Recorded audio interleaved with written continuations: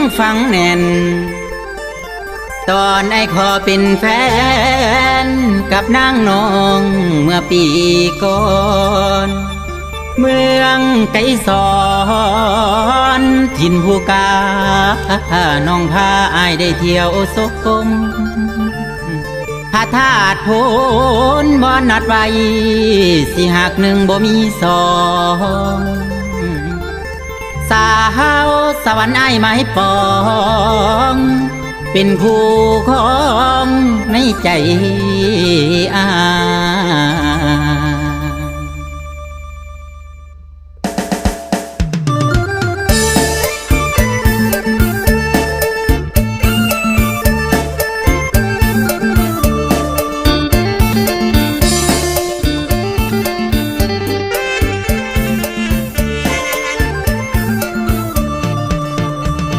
หัวใจไอ้นี้ยังจำผู้สาวสวรรค์แห่งเมืองวิลสนไอ้คนไกลบ้านได้มาพบพระนามนขอกราบธาตุพลแห่งเมืองไสภูทองให้ได้ครองหักกาบคนโก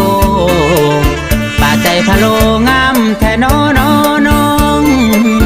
กินหอดเจ้าลายยำอายห่างไกลเนื้อทองศาสตร์นี้ขอจองแม่สาวสวรรค์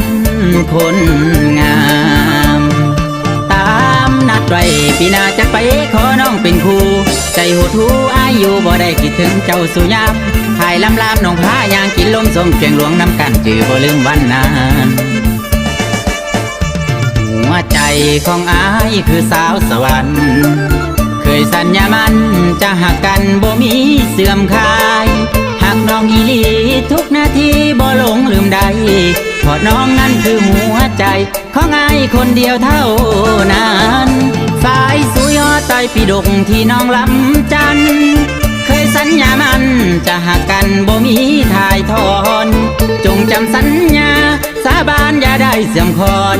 หักเดียวแต่ดวงสมรกาปิงวอนให้ฝันเป็นจริงทุกสิ่งคือนางข้าวนั้น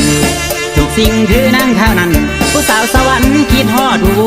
อยู่บ่ได้กินข้าวบ่แซ่บนอนบ่แจบหลับตาบ่ลงนั่งทรงงคือคนเป็นไข้คิดฮอดหลาย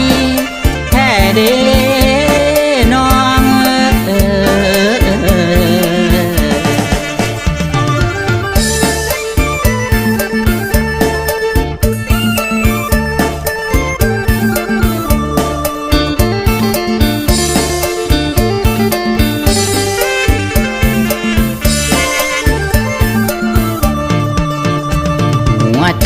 ของอายคือสาวสวรรค์เคยสัญญามันจะหักกันบ่มีเสื่อมคลายหักน้องอีหลีทุกนาทีบ่หลงลืมใดเพราะน้องนั้นคือหัวใจของอายคนเดียวเท่านั้นสายสุยอต้อยปีดกที่น้องลำจันเคยสัญญามันจะหักกันบ่มีถ่ายทอนจงจำสัญญาสาบานอย่าได้เสื่อมคอนหักเดียวแต่ดวงสมรกาปิงวอนให้ฝันเป็นจริงทุกสิ่งคือนางข้าวนั้น